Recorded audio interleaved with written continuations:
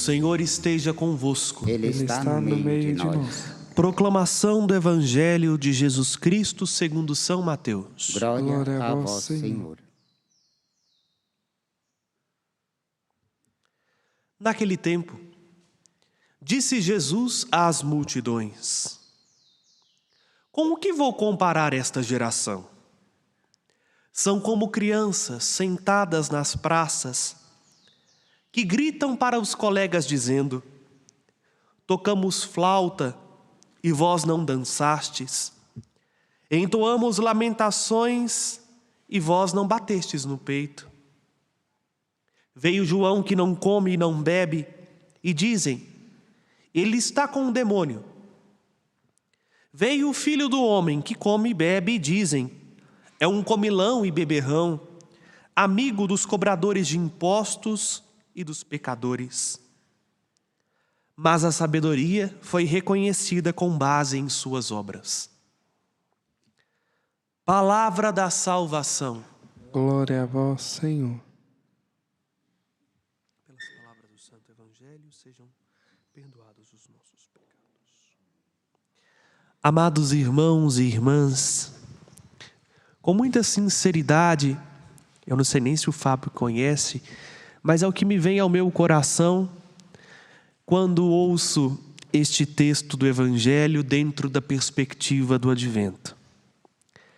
Vejam, pode parecer repetitivo, mas a Igreja nos propõe, até o dia 16 de dezembro, meditarmos sobre a vinda do Cristo.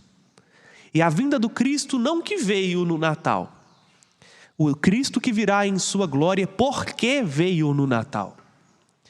E aí hoje, a pergunta que não quer calar é a pergunta que o Padre Zezinho transformou em música. Acho que um Ré maior, né, Fábio? Tá de manhã, o Pá tá mais dormindo que acordado ainda. Quem é este Jesus, de quem se fala tanto há tanto tempo e tantas coisas, muitos contra e muitos a favor?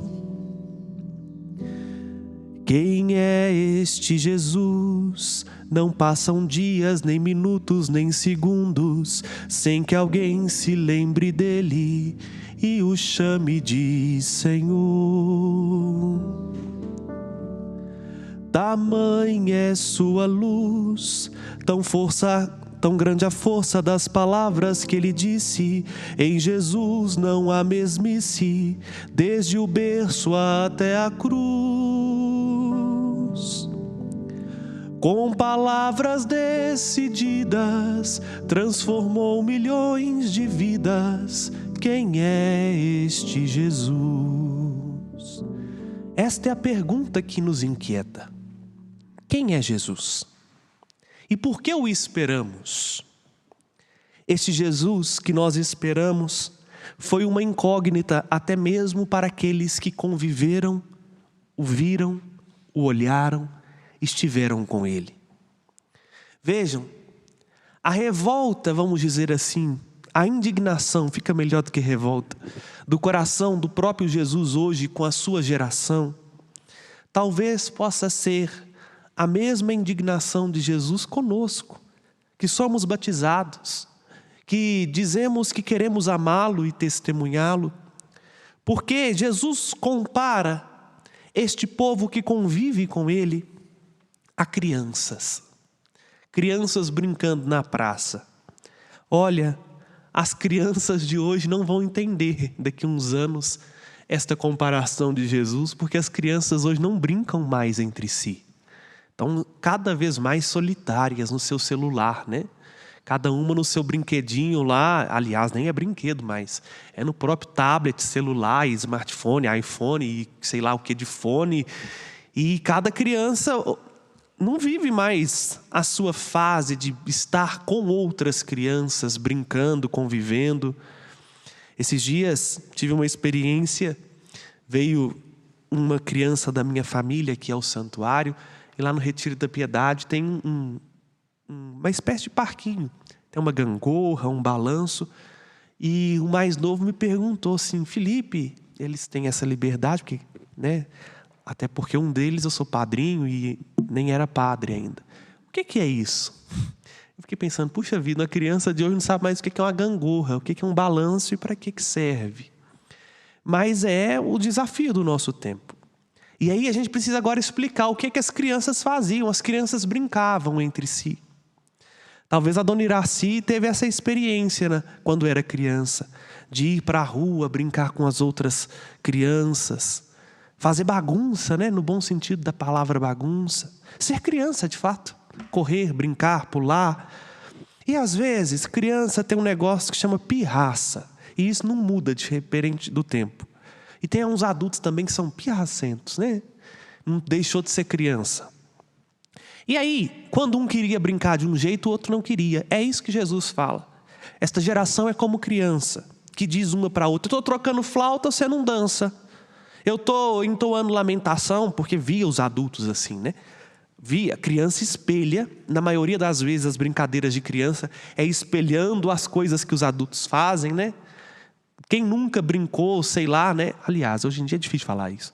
Mas as crianças, de modo geral, ia passear no trem, de metrô, chegava em casa, imitava o maquinista, ia brincar que era motorista. Ou então via a mãe cozinhando, ia fazer comidinha lá com as panelinhas de brinquedo ou de barro, né? Porque se espelha nos adultos. É a mesma coisa na época de Jesus.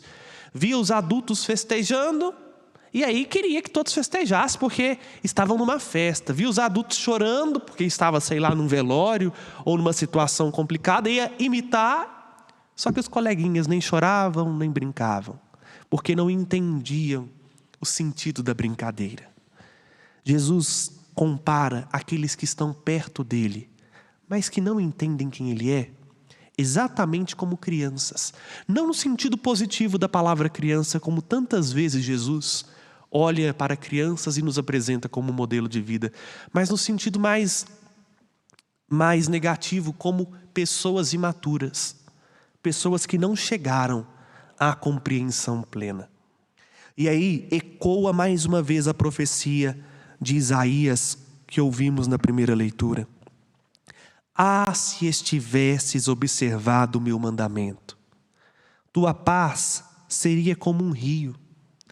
Sua justiça, ou em outras palavras, para entendermos bem o sentido bíblico, tua santidade seriam como ondas do mar. Meus irmãos e irmãs, a gente vai entender quem é Jesus, não simplesmente estando perto dele, porque tem muita gente perto de Jesus, mas que não deixou Jesus estar dentro dele. As nossas igrejas estão cheias, e o padre vai ser até um pouco mais duro.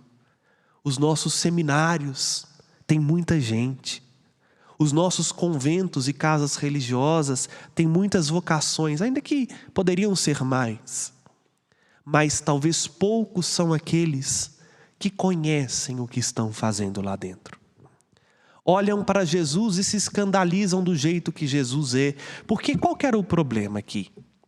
Veio João Batista, que ensinou e preparou o caminho de Jesus pela austeridade, por uma vida que estava completamente desapegada de bens materiais, desapegado de pessoas, uma pregação mais austera e sóbria. E eles olhavam para João Batista e falavam assim: João é um doido. Não podemos dar ideia para o que esse cara diz, porque como é que a gente pode dar crédito para um cara que vive no deserto, com uma pregação ultrapassada, rígida, rigorosa como a de João? Como é que a gente pode trazer para a nossa vida alguma coisa útil de um cara que nem tem convívio social? No muito, se ele tiver com algum espírito, é um espírito do demônio. Era a pregação de João Batista. E era um modo como as pessoas viam João Batista. E aí veio Jesus, que se misturava com os pecadores, que era mais bonzinho, né? Vamos dizer assim, que estava junto dos cobradores de impostos e das prostitutas, do povo que não valia nada, que curava os enfermos, que perdoava os pecados. Olhavam para Jesus e dizia: A gente não pode acolher o que esse cara diz. Ele não pode ser boa gente. Olha a gentalha que anda com ele. É só gente que não presta. Ele faz questão de estar com aqueles que ninguém dão nada por eles. Como é que a gente pode dar ouvidos à palavra de um cara que prefere as prostitutas e os pecadores públicos? Como é que a gente pode dar ouvido a um cara que só fala de misericórdia e que ainda mais se diz Deus? Não dá para acolher. E aí, por que ecoa a profecia de Isaías? A gente só vai conseguir esperar o Cristo que virá em sua glória como justo juiz se nós hoje conseguirmos acolher a profundidade do seu mandamento, sem nos deter às aparências de quem é o Cristo. Porque muitas vezes nos perdemos na nossa fé por uma fachada de cristianismo que nos faz ter uma visão equivocada de quem é Jesus. Ou reduzimos Jesus ao revolucionário social que veio para transformar o mundo quase que num partido político, ou reduzimos Jesus ao psicólogo que veio para curar os problemas pessoais, ou ao curandeiro de plantão. E não conseguimos entender quem Ele é de fato, porque não estamos dispostos a acolher aquilo que Ele nos ensina. É evidente o que nós percebemos no nosso mundo. Como dizia um santo que eu aprecio muito, Santo Agostinho. Agostinho dizia de algo que está acontecendo muito na igreja do nosso tempo. E vou dizer literalmente o que Agostinho diz. Se cremos somente naquilo que nos convém no Evangelho, não é no Evangelho que cremos, mas em nós mesmos. Nós não acolhemos mais a totalidade do ensinamento de Jesus. Nós acolhemos o que nos convém. Quando Jesus fala de misericórdia, de perdão, de paz, de amor, aí a gente acolhe, faz feliz, fica feliz, chora, fala que sentiu Deus. Mas quando Jesus pede de nós conversão, comprometimento, coerência, não, isso não se vale mais para o nosso tempo. Isso foi no contexto de época. Lá no tempo de Jesus, a gente tem que adaptar ao século 21. Quem é este Jesus que esperamos? A gente precisa acolher o seu mandamento. E talvez seja por isso que nós cristãos ainda não tenhamos a paz como um rio dentro de nós. Porque escolhemos o que nos convém nos santos, o que nos convém nos profetas. Olhamos para Jesus a partir do nosso interesse e não deixamos que as suas obras falem por si. É exatamente esta a conclusão do Evangelho de hoje. A sabedoria é reconhecida a partir de suas obras. A obra de Jesus é a obra da salvação. E Jesus não nos escolhe salvar pela metade. Jesus não quer salvar somente quem é bonzinho. E Jesus também não quer salvar somente quem é pecador. Jesus quer salvar a todos. Jesus não quer ficar somente com aquilo que nós possamos dar a Ele de bom. Porque tem muita gente também que olha para Jesus a partir dos nossos próprios méritos. E tem até medo de se aproximar de Jesus por causa dos seus próprios pecados. Jesus quer nos salvar por inteiro, como nós somos. Marcados por esta dualidade, marcados por esta fragilidade. Mas Jesus espera que à medida que nós nos aproximamos dele, nós saibamos responder esta pergunta.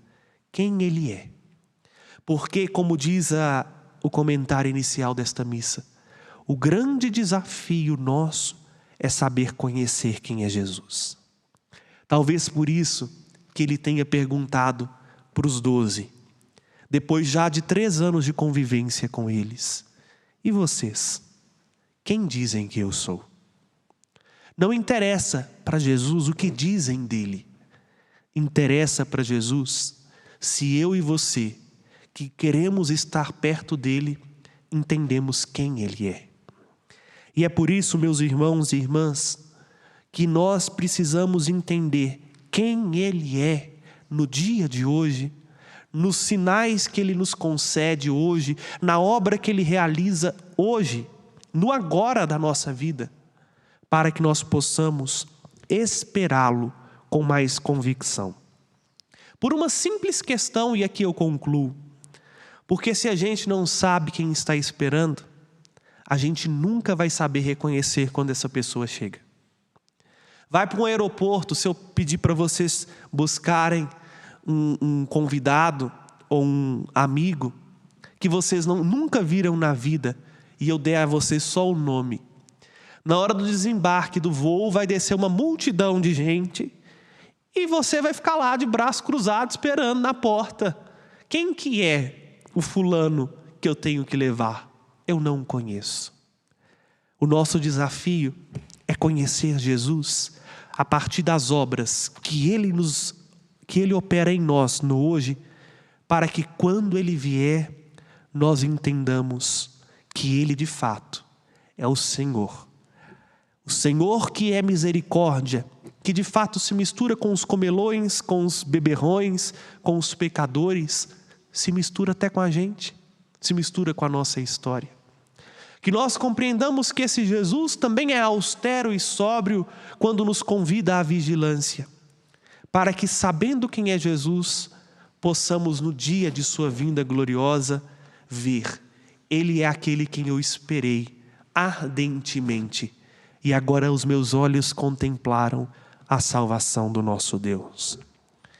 É isso que o salmista nos impele, a seguir desde já os mandamentos dele, naquilo que é o mandamento dele, não naquilo que nos convém, para que sejamos iluminados com esta luz da vida, possamos ter esta paz como um rio, a santidade como ondas no mar, e possamos permanecer de pé no dia de sua glória, porque Ele não só há de vir, mas Ele já está cada dia que se passa mais perto e espera que, aproximando o nosso coração do coração dele, nós nos preparemos para reconhecê-lo quando ele vier revestido de grande poder e glória para trazer a paz tão sonhada e definitiva a este mundo.